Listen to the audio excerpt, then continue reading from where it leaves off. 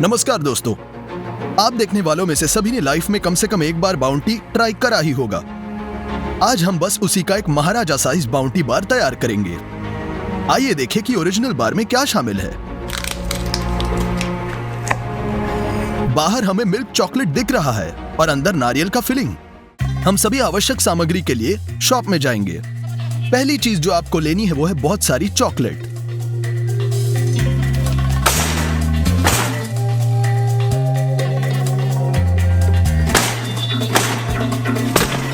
हमारे पास ट्रॉली में 150 टुकड़े हैं नारियल फ्लेक्स। इसकी बहुत बहुत बहुत आवश्यकता होगी। करीबन 20 किलो, 9 किलो चीनी, साइट्रिक एसिड, नारियल का तेल। इतना ही। अब बिलिंग काउंटर जाएंगे।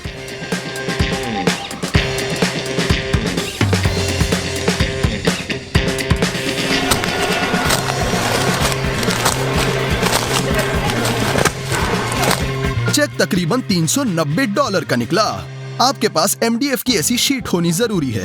एक स्केल और एक पेंसिल का उपयोग करके हम कुछ ड्रॉ कर रहे हैं।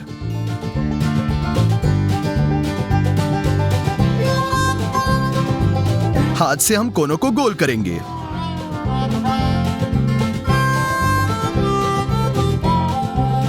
हमने बाउंटी फॉर्म तैयार कर दिया।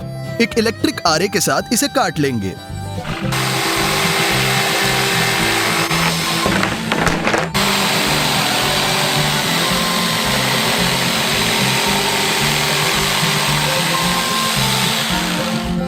हो गया। अब हम स्ट्रेच फिल्म लेते हैं और इसे लपेटते हैं।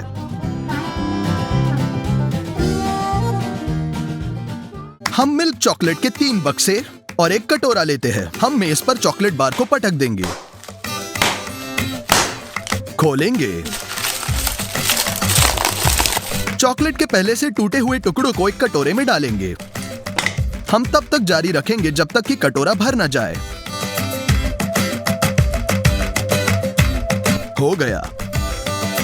हम एक सॉस पैन में पानी डालेंगे। अब स्टोव पे रख देंगे और ऊपर चॉकलेट का एक कटोरा। अब हम स्टीम में सब कुछ पिघलाते हैं। बीच बीच में हिलाना भी है। चॉकलेट पोरस है। जब यह पिघल जाएगा तो इसकी मात्रा बहुत कम हो जाती है और बहुत पिघलाएंगे।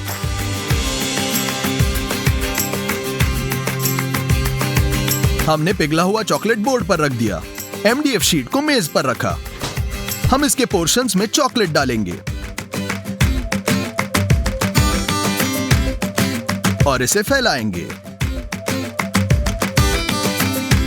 तो हम मोल्ड को पूरा कवर कर देंगे।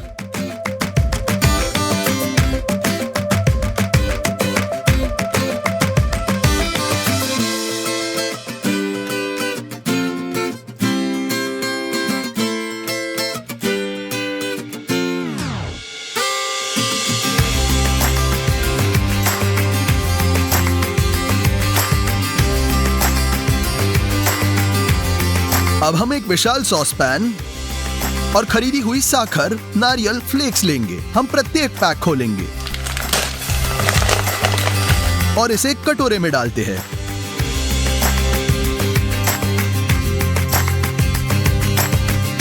ऐसे एक सॉस पैन में लगभग 20 किलो नारियल फ्लेक्स बैठेंगे। अब आपको 4 किलो नारियल तेल चाहिए। हम जार खोलते हैं और इसे भी डाल दें।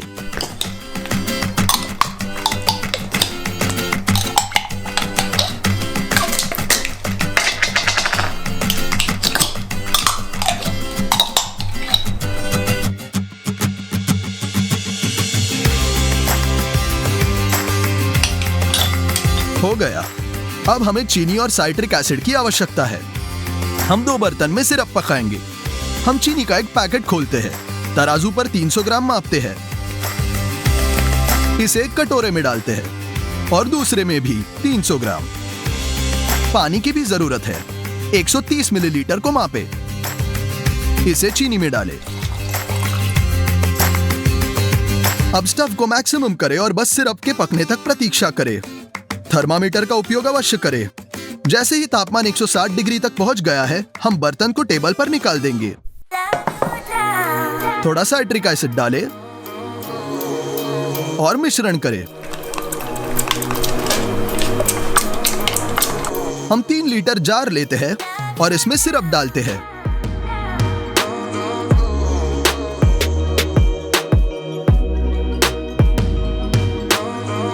नया सिरप बनाने के पहले पुराने से पैन को धोना मत भूलना। फिर से हम सब कुछ माप कर बनाएंगे, बहुत बार।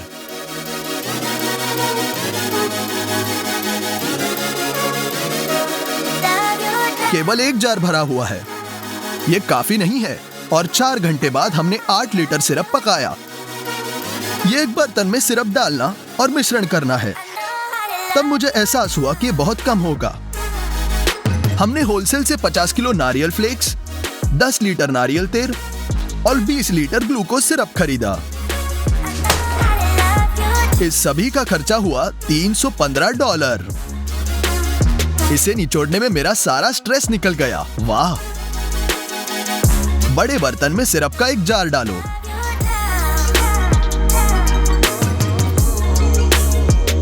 हम ग्लूकोज सिरप खोलेंगे और जार में भरते समय हमें अंदाजा आ जाएगा कितना भरना है।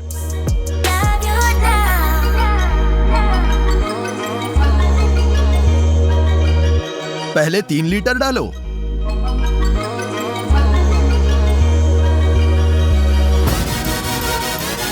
फिर एक 1.5 लीटर,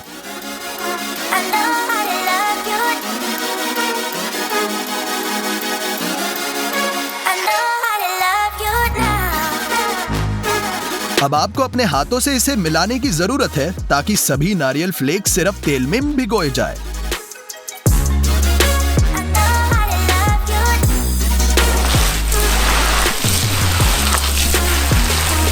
मिश्रण भारी और चिपचिपा है, इसके साथ मजाक करना बहुत भारी बढ़ेगा। 20 मिनट के बाद मैंने इसे अच्छी तरह से मिलाया। हमारी चॉकलेट लंबे समय से मोल्ड में जमी हुई है। हम नारियल फिलिंग को लेकर इसे मोल्ड पर डंप करते हैं।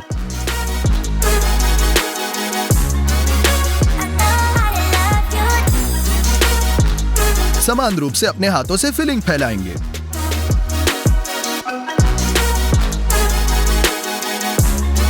और इसे दबा दें। हम नारियल फ्लेक्स का बैग खोलते हैं। इसे बर्तन में डालें। इस बार हम नारियल फ्लेक्स में एक छोटा सा गड्ढा बनाते हैं जिसमें हम सिरप डालेंगे।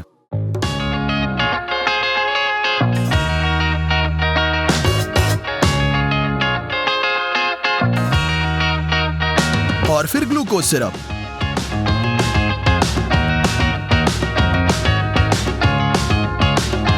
नारियल के तेल का कैनिस्टर खोलें और 4 लीटर डालें। यह तेल तरल है क्योंकि यह गर्म पानी में था। फिर हम यह सब गूंथते हैं, इस बार 4 हाथों में। पैन को मोल्ड पर घुमाएं।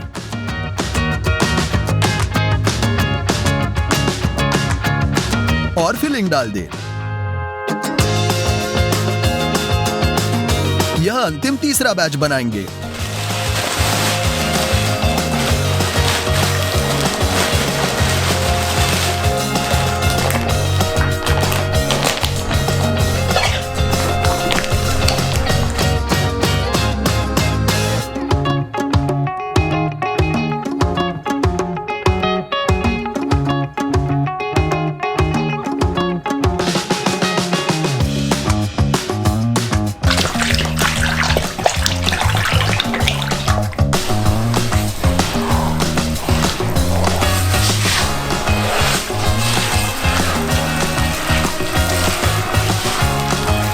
और इसे भी मोल्ड पर डंप कर देंगे।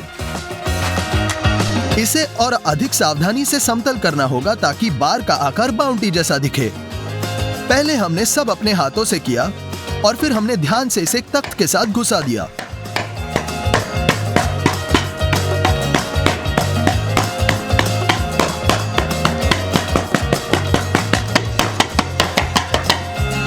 यह बात। मोल्डिंग पर 2 घंटे की कड़ी मेहनत के बाद हमने वह आकार बना ही लिया। हम सभी शेष चॉकलेट लेते हैं, उसे मेज पर पटक देंगे और उन्हें कटोरे में डाल देंगे।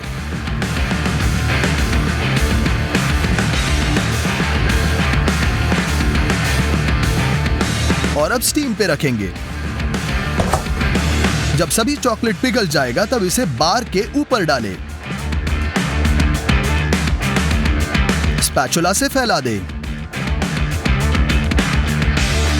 फिर चॉकलेट का दूसरा कटोरा डालें।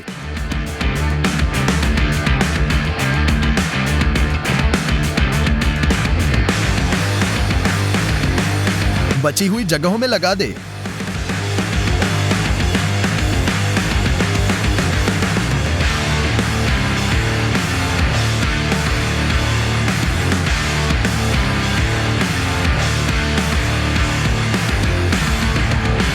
अंत में तीसरा कटोरा।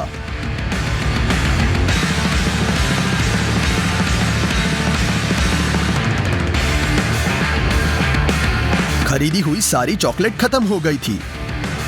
मुझे फिर से स्टोर पर जाना पड़ा और बहुत ज्यादा चॉकलेट बार खरीदना पड़ा। तीसरी खरीदी का खर्चा हुआ पूरे $192। चॉकलेट जो नीचे बह रही थी हमने फिल्म से कटोरे में वापस एकत्रित किया। हम बस इसे पिघलने देंगे। हमें कितनी चॉकलेट तोड़नी है, प्रक्रिया को गति देने हम 2 कटोरों का उपयोग करेंगे।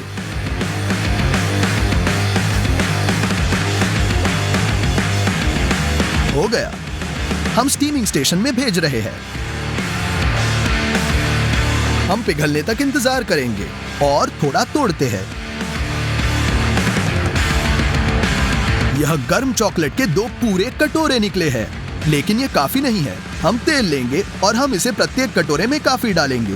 तेल की वजह से चॉकलेट अधिक तरल हो जाएगा। सब कुछ अच्छी तरह से मिलाएं।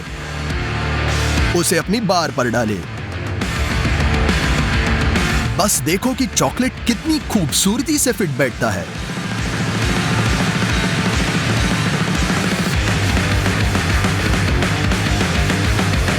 चॉकलेट का दूसरा कटोरा डालें।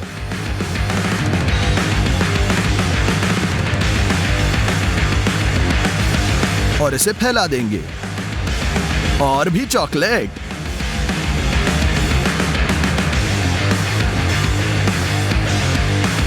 हमने ऊपर कर्ल्स बनाने की कोशिश की जैसे बाउंटी में होती है, लेकिन वो इतना सुंदर नहीं बना। हमने सभी खड़बड़ियों को सरल करने के लिए चॉकलेट का अंतिम कटोरा डाला। 3 दिनों के काम के बाद सुबह 2 बजे तक हमारा महाराजा बाउंटी बार आखिरकार तैयार है। हमारे द्वारा उपयोग किए जाने वाले सभी उत्पादों की गिनती करने के बाद ये पता चला कि इस मेगा मॉन्स्टर का वजन है 134 किलोग्राम और इस बार में 6,43,000 कैलोरी है। बहुत ज्यादा। चलो अंत में इसे काटते हैं। चॉकलेट की परत को हैक्सॉ के साथ सावधानी पूर्वक काटा जाता है और अलग करने के लिए मैंने एक भारी हथियार खरीदा। हम बार को बीच से काटते हैं।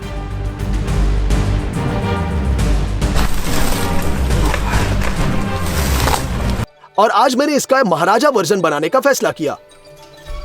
हमारा पहला फ्लेवर बहुत ही इंटरेस्टिंग होगा। गाजर। एक कढ़ाई लेते हैं और गाजर को पीलर से छीलना शुरू करेंगे।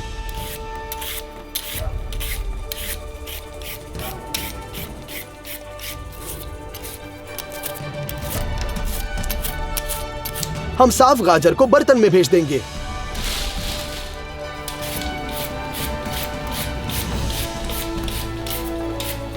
और ऐसे ही हम सभी 30 किलोग्राम साफ करते हैं। हमने एक बड़ी मात्रा में हमारा बर्तन भर दिया। अब जूसर लेते हैं, जूस के कटोरे जोड़ते हैं और गाजर को कैरेट जूस में बदल देंगे।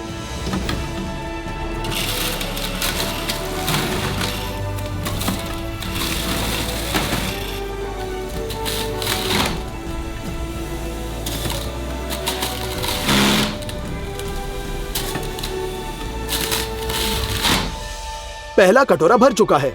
हम बाल्टी में रस जमा करेंगे, इसलिए हम कटोरे में से डालेंगे।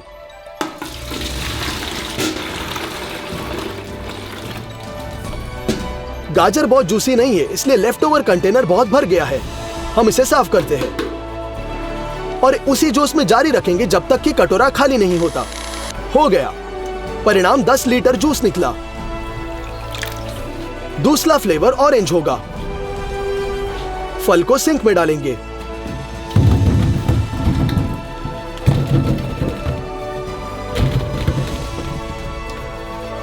पानी से भरते हैं प्रत्येक ऑरेंज को अच्छी तरह से धोया जाएगा।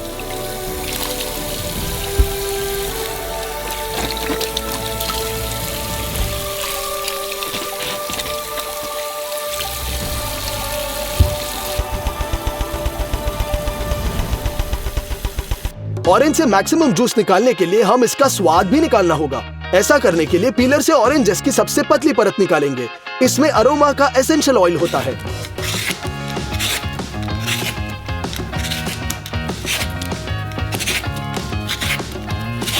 हमने लगभग 10 संतरे का जेस्ट निकाला और अब हम इसे चाकू से काटेंगे।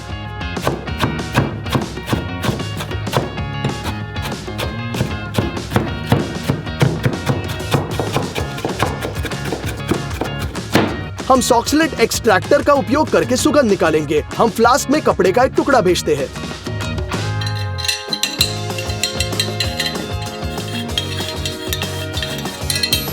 इसे ऑरेंज पील के साथ ब्रिम तक भरेंगे।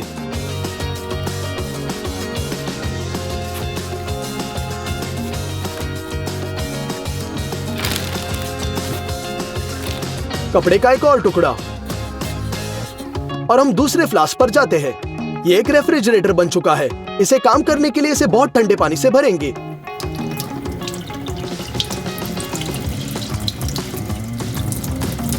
छेद को टेप से सील कर देंगे ताकि ये बाहर न लीक हो।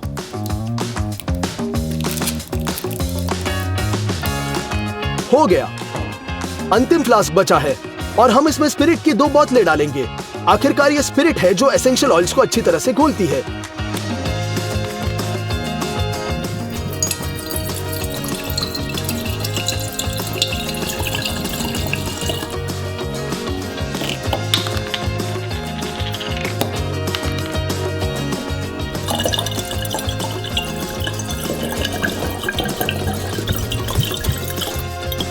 तीन फ्लास्क के बंच को असेंबल कर रहे हैं।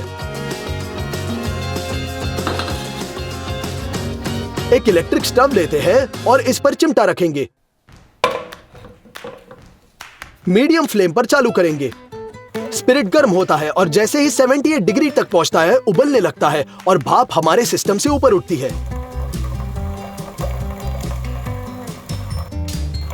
जैसे ही फ्रिज तक पहुंचता है तुरंत ठंडा हो जाता है और कंडेंसेट बूंदों के रूप में ऐसे बनता है जहां ये ऑरेंज पील में निहित एसेंशियल ऑयल्स को भंग करता है। इसके बाद एक शक्तिशाली ऑरेंज अरोमा के साथ स्पिरिट निचले फ्लास्क में वापस बहता है। इसी तरह एक सर्कल में 1 घंटे बाद नेचुरल ऑरेंज फ्लेवर तैयार है और ये बहुत रिच है।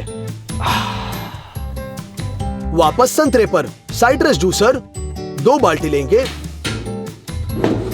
चलनी ऊपर है और हम शुरू करते हैं। संतरे को आधे में काट ले। फल को जूसर के खिलाफ दबाया जाता है और ये सब मैक्सिमम बाहर निचोड़ेंगे।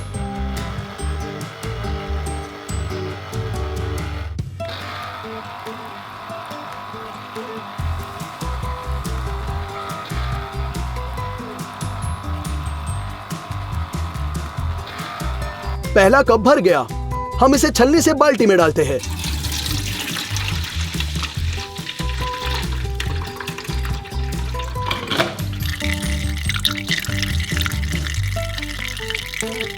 और हम सभी बचे कड़ों को बाहर फेंक देते हैं ताकि छलनी बंद न हो।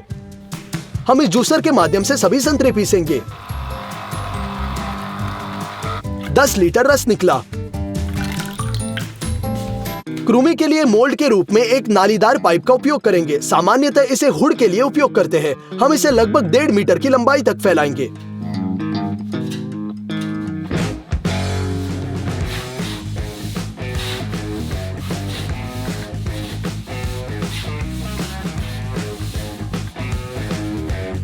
हो गया। हमें 2 गेंदों की भी जरूरत है। उन्हें फुलाएंगे ताकि वे मैक्सिमम तक फैल जाए। मेन बात यह है कि तनाव से खुद को फोड़ना मत।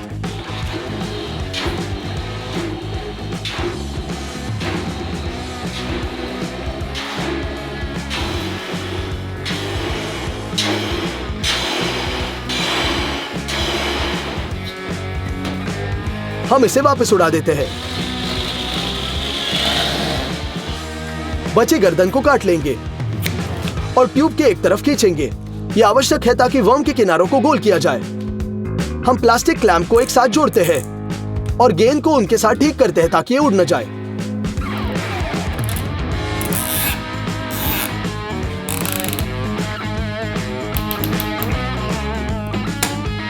पाइप को दूसरी तरफ हम तेल डालते हैं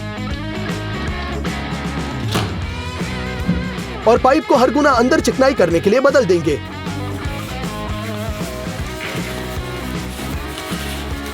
यही है, तेल को सूखा जा सकता है। दूसरी गेंद को तेल में डुबोएंगे।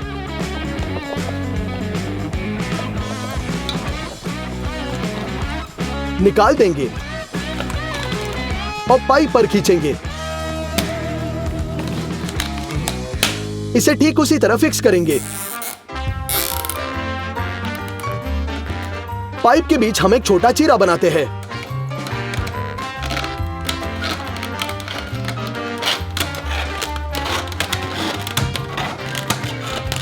हम इसे थोड़ा मोड़ते हैं ताकि जेली डालने के लिए जगह हो। लेयर्स को अलग करने के लिए कार्डबोर्ड डालेंगे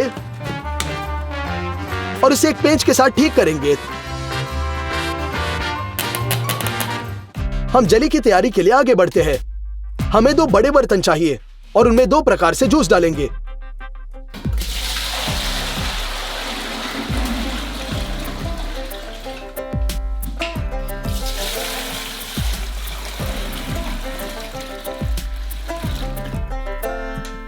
फ्लेवर से रिच बनाने के लिए साइट्रिक एसिड और चीनी।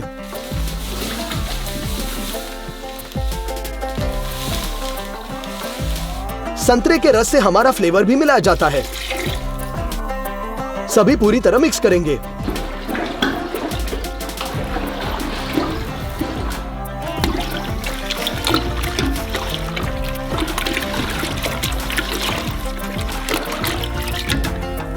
अब हमें 10 किलो जिलेटिन चाहिए।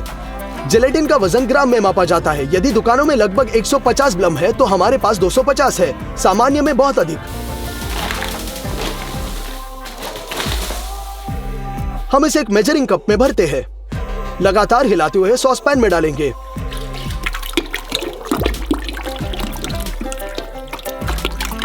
प्रत्येक जूस में 5 किलो जिलेटिन डालना चाहिए। यह तुरंत बढ़ गया और हमारा जूस अब तरल नहीं दिखता है। हम स्टफ पर बर्तन रखेंगे। बर्नर चालू करेंगे और सभी द्रव्यमान को मिलाना शुरू करते हैं।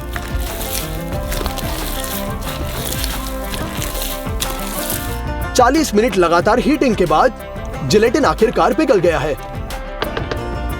हम पैन को मोल्ड के करीब रखते हैं।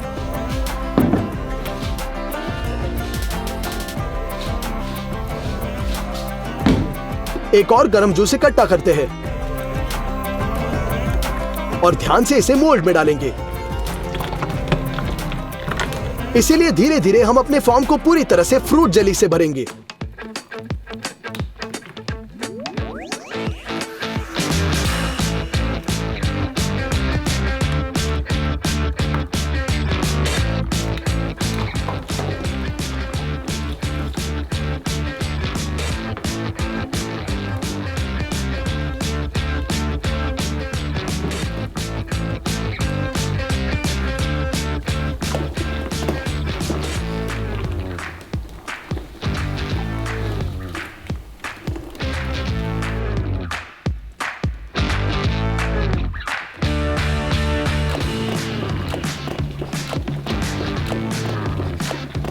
फिर हम डिवाइडर को हटा देते हैं। मुझे तुरंत कहना होगा कि यह व्यर्थ था और जेली को कम से कम जमने के लिए इंतजार करना आवश्यक था। हमने एयर कंडीशनर चालू किया और पूरी रात में छोड़ दिया। अगली सुबह जेली पूरी तरह से जमी हुई थी। आइए आकार को लंबाई में काटेंगे।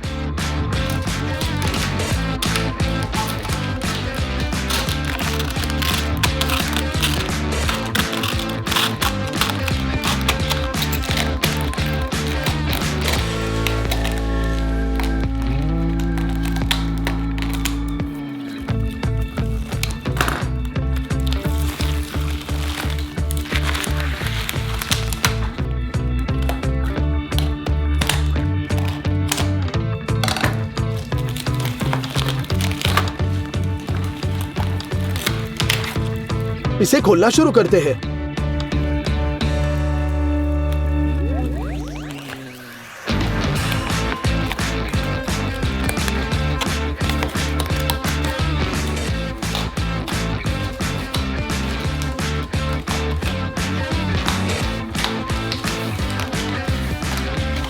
उसके बाद हम बस अपने विशाल जली वर्म को मेज पर रोल करेंगे।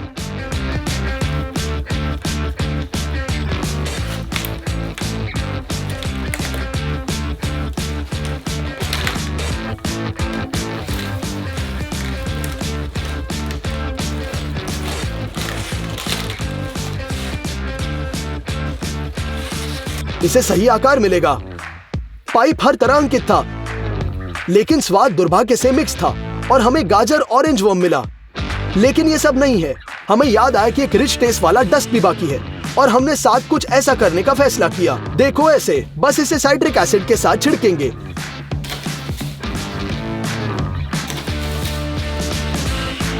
और फिर चीनी।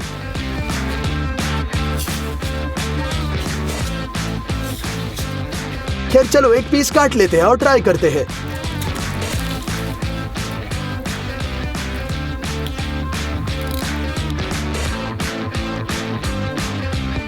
और आप जानते हैं ये स्वादिष्ट है। ऐसा लगता है कि जैसे गाजर था ही नहीं, स्वाद प्योर ऑरेंज का है और स्वाद इतना शक्तिशाली है कि उत्साह की गंध बनी रही। इस फैक्ट के बावजूद कि हमने इसे बड़ी मात्रा में रस पतला कर दिया, सामान्य तौर पर विशाल जली कीड़ा सफलता थी। और अगर आप कुछ बड़ा खाना देखना चाहते हैं तो सारे लाइक करें, कमेंट्स में लिखें कि मेरे लिए क्या खाना बनाना है। सभी को अलविदा।